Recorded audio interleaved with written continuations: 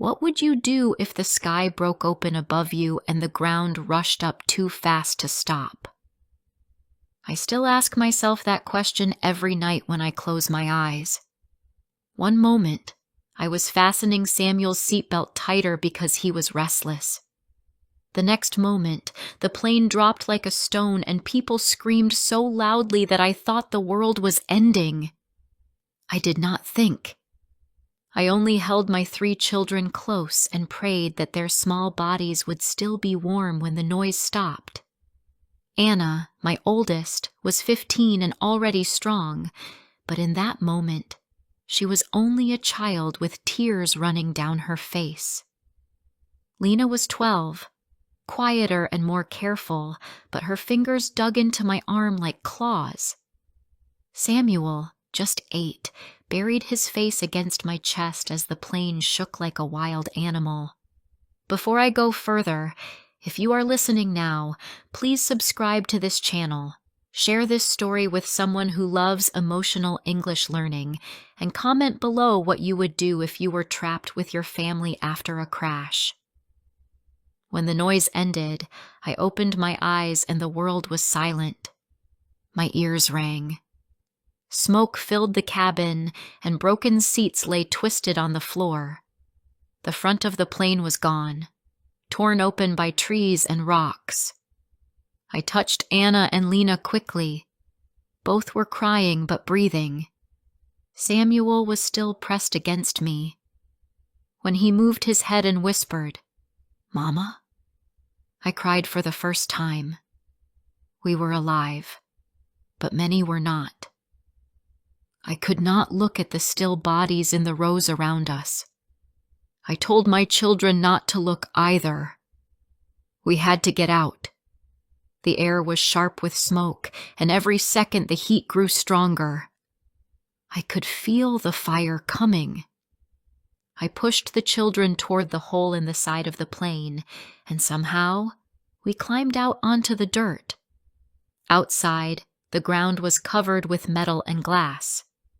Pieces of the plane were scattered across the hillside. Trees smoked where the fire had already touched them. I pulled my children close to me and tried to calm my breathing. We were in some kind of jungle. The air was thick and wet, the sound of insects loud in our ears. There was no road, no people, no buildings, only endless green. Anna wanted to run down the hill to search for other survivors, but I knew we could not separate. If the fire spread, we needed to move together. I told her to help her brother instead. She argued, angry at me, but she obeyed. She always obeyed when she saw the fear in my eyes. I tried to stand, but my leg screamed with pain. Something had cut it deeply, though I did not remember how. I tied a piece of cloth from my sleeve around it and forced myself to walk. We searched the wreckage as carefully as we could. We found a small bag of airplane snacks, some water bottles, and a blanket. It was not much, but it was enough for that first terrible night. I wanted to search longer, but the smoke grew thicker, and Samuel started coughing. We had to leave. I looked at the sun sinking behind the trees and knew darkness would come soon. I had never felt so small in my life. We climbed down the hill slowly. Every step was heavy because of my leg. Anna took Samuel's hand, and Lena walked behind us, carrying the blanket. We did not know where we were going. We only knew we could not stay near the broken plane. When night came, we found a space between 2 large rocks. I spread the blanket on the ground, and we lay close together. The jungle was alive with sounds, and every rustle made Samuel tremble. I stroked his hair and whispered that I would protect them. Inside, I wondered if I had the strength to keep that promise. The next morning, the heat was already strong when we woke. My leg burned with pain, but I forced myself to move. We shared the small snacks, each taking only a little. Samuel cried because he was still hungry, but I told him we had to make it last. Anna was angry again. She wanted to go back to the plane to find more supplies. I said no. The fire might still be burning, and I could not risk losing her too. She turned her face away from me, her jaw tight. I knew she thought I was weak. By midday, the sun pressed down like fire. We walked through tall grass that cut our skin, and Samuel stumbled again and again. Lena stopped often to look at strange plants and birds, but I hurried her forward. I was afraid of snakes, afraid of what might hide in the shadows. At last, we found a stream. The children drank quickly, their faces wet with relief. I let them drink as much as they wanted, but I was careful. I did not know if the water was safe. Still, it was life, and in that moment life mattered more than fear. We washed our faces, and I let the cool water clean my leg. The cut was worse than I thought. It had turned red and swollen. I bit my lip to keep from crying out when the water touched it. I knew infection could kill me if I did not find a way to keep it clean. But I could not show my fear. If I broke, my children would break too. That night, we made our first real fire. Anna found dry branches, and Lena remembered how her teacher once showed them to strike stones together. After many tries, sparks lit the grass. Samuel clapped his hands, his eyes wide with joy. We sat around the fire, the light pushing back the darkness of the jungle. For the first time since the crash, I felt a small piece of hope. But hope is fragile.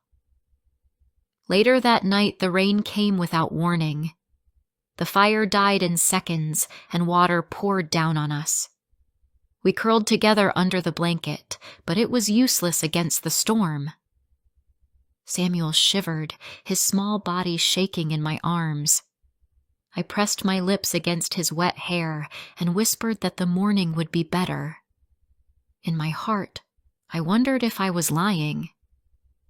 The rain stopped in the early morning, but the world felt colder.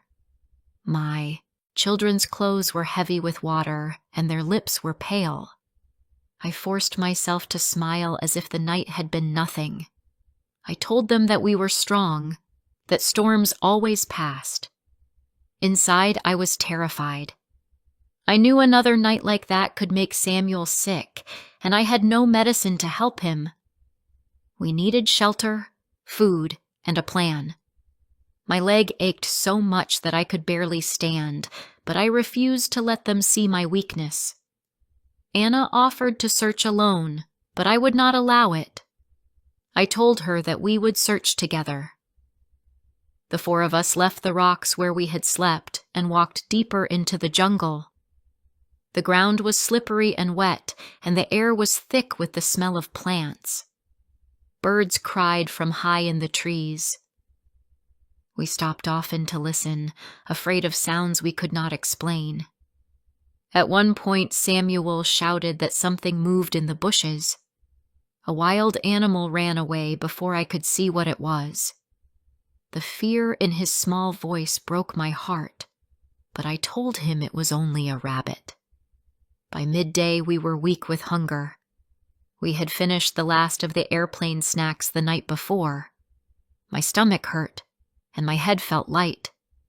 Still, I had to stay clear. I looked for anything that might feed us. Anna climbed a tree and returned with some strange red berries. She wanted to eat them, but I stopped her. I remembered reading that many bright berries were dangerous. Samuel cried when I threw them away, but I could not risk their lives. Later, Lena found a plant with long green roots half buried in the soil. She thought it looked like something we once ate at home. I was not sure, but she begged me to let her try. She only took a small bite, and within minutes her lips swelled and she vomited on the ground. I held her hair back as she cried. I thanked God that she had eaten so little. That night, hunger kept us awake. On the third day, we found something that gave us hope. Near the stream, under a large tree, we saw old pieces of wood stacked together. At first, I thought it was only fallen branches, but when Anna pushed them aside, she shouted that there was more. Behind the branches, half hidden, stood the remains of a cabin. The roof was broken and the walls were weak, but it was proof that someone had once lived here. The children grew excited. They asked if people were still nearby, if they could come back any moment. I shook my head. The place was too old. Grass and vines had grown over the walls, and dust covered the floor. But for us, it was a gift. We carried the blanket inside, and for the first time we slept on wood instead of wet earth. The roof still leaked, but it was better than nothing. In the morning, we searched the cabin. Samuel found an old cooking pot covered in rust. Anna discovered some pieces of rope. I found a broken knife, still sharp enough to cut soft wood. It was not much, but it felt like treasure. That same day, we worked to build a better fire pit just outside. With the rope and branches, Anna and Lena made a small frame, and Samuel helped gather stones. The fire kept us warm at night and safe from some of the jungle noises. Still, food remained our greatest problem. We tried to fish in the stream with sticks, but the fish were too quick. We set simple traps for small animals, but they caught nothing. Days passed, and our bodies grew weaker. I could see the bones in Samuel's face, and his steps became slower. One night, as I held him, I wondered if I would have to watch my child starve in front of me.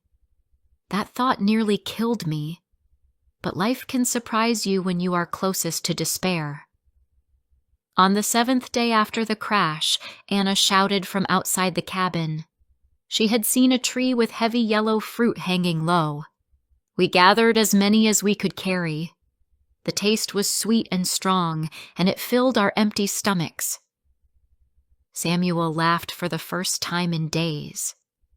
Tears ran down my cheeks as I watched him eat. That tree saved us, at least for a little while. With food in our stomachs, we began to think more clearly. I decided we needed to explore farther. Perhaps there were other people, or other signs of life. Anna begged to come with me, but I told her she must stay with Lena and Samuel. I tied some rope around my waist and carried the broken knife. My legs still hurt, but I walked slowly, marking trees with cuts so I could find my way back. The jungle seemed endless. Every step deeper filled me with both fear and curiosity. After an hour, I came to a clearing where the ground was black and hard. It looked as if a fire had burned there long ago. In the center, I found a circle of stones and ashes. My heart beat faster. Someone had built a fire here. Perhaps not long before us. I hurried back to the cabin and told the children. Their eyes filled with hope. Samuel asked if we would see people soon. I told him maybe, though in my heart I was not sure. I did not know if the ones who built the fire were kind or dangerous, but I could not take away his hope. That night, as he slept in my arms, I whispered to myself that I would protect them from anyone, no matter who came. The days that followed were filled with small victories and new fears. We learned to dry fruit so it would last longer. We made better fires and used the pot to boil water. But storms returned often, and each one reminded us how fragile we were. The cabin shook in the wind, and I feared it would fall on us. My children tried to be brave, but I saw the truth in their eyes. We were only surviving, not living.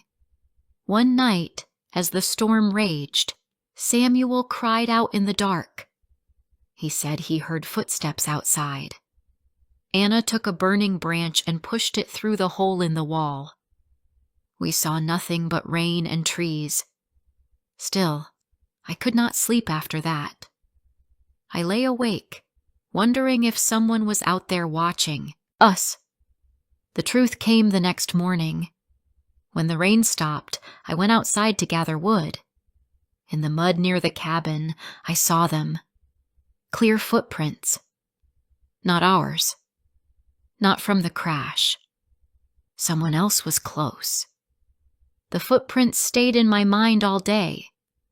They were small but deep, pressed into the mud near the cabin. They were not from me or my children. I counted at least 4, and they led into the trees. My heart beat so loudly that I thought the children would hear it. I told them nothing at first. I only said we must stay close to the fire and not wander. But Anna had sharp eyes. She noticed how often I looked outside, and she asked me what was wrong. I wanted to lie, but I could not. I told her what I saw. Her face grew pale, and she asked if it meant we would be rescued. I shook my head slowly. It could mean rescue, or it could mean danger. That night I could not sleep. I sat near the fire, the broken knife in my hand. I listened to every sound of the jungle. When the wind moved the trees, I thought it was footsteps. When the fire cracked, I thought it was voices. At some point my eyes closed, but I woke quickly when Samuel cried out in his sleep. He dreamed of the crash again. I held him and whispered that he was safe, though I did not believe it myself. The next morning, Anna surprised me. She said she wanted to follow the footprints. She was tired of waiting, tired of hiding. Her voice was strong, but I could see fear behind her eyes. I told her no. She grew angry, saying we would never survive if we stayed still. Her words hurt because they carried truth. Still, I could not risk losing her. We spent that day inside the cabin, listening, waiting. The jungle seemed quieter than usual, as if holding its breath. When night came, I prayed harder than ever. If people were near, I hoped they were kind. If not, I hoped they would never find us. On the 3rd morning, we discovered something that changed everything. Lena went to fetch water from the stream, and she returned with wide eyes. She said she saw smoke rising beyond the trees. I hurried to see it. She was right. A thin line of gray smoke climbed into the sky, far but clear. I knew we could not ignore it. Smoke meant fire, and fire meant people. With my children watching me, waiting for a decision, I felt the weight of their lives on my shoulders. I told them we would go. We would follow the smoke, but we would move carefully. I packed the blanket, the pot, and some fruit. We put out our own fire and left the cabin that had kept us alive for so many nights. The walk was long and slow. My legs still hurt, and Samuel tired quickly. Anna grew impatient, wanting to rush ahead, but I kept her close. We crossed streams and climbed small hills, always watching the smoke. At one point, Samuel fell and scraped his knee. He cried, but I carried him on my back, my body shaking with pain. I did not stop. By late afternoon, we reached the edge of another clearing. I pulled the children down behind some bushes. In front of us stood another shelter, stronger than ours, with a roof of leaves and walls of bamboo. Outside, a small fire burned. Around it, 3 figures sat. My heart pounded. They were not dressed like us. Their clothes were torn and dirty, and their hair hung long. At first I thought they might be lost passengers from another crash, but then I saw something else. Near the fire lay bones. Not animal bones, but long and thin. I covered Samuel's eyes before he saw them. My stomach turned. Whoever these people were, they were dangerous. I whispered to Anna and Lena that we must leave quietly. But Samuel, tired and frightened, stepped on a branch. It cracked loudly under his foot. The 3 figures jumped up and turned toward us. Their faces were sharp with hunger and suspicion. For a moment, the world froze. Then I grabbed Samuel's hand, pulled Anna and Lena close, and ran. Branches cut my arms as we pushed through the jungle. I heard shouts behind us, but I did not look back. My only thought was to put distance between us and them. We ran until my legs gave way and my chest burned. We hid under thick plants, holding our breath. For a long time, we heard nothing. At last, the jungle was silent again. That night, we did not light a fire. We huddled together in the dark, hungry and cold, but alive. I kissed each of my children and told them how proud I was. Inside, I was trembling. I knew the world had become even more dangerous. The jungle was not empty. Others were out there, and they were not friends. The next days were filled with fear. We moved farther from the cabin, deeper into the hills. We built small fires only in daylight and put them out quickly. At night we lay silent, listening. Samuel asked when we would go home, and I had no answer. One afternoon, as we searched for fruit, Anna spotted something shining between rocks. It was metal. We pulled it out together and discovered it was part of a radio, broken but not completely destroyed. Hope rose in me. If we could fix it, perhaps we could call for help. We carried it back and worked on it with the knife and rope. None of us truly knew how to repair it, but we tried.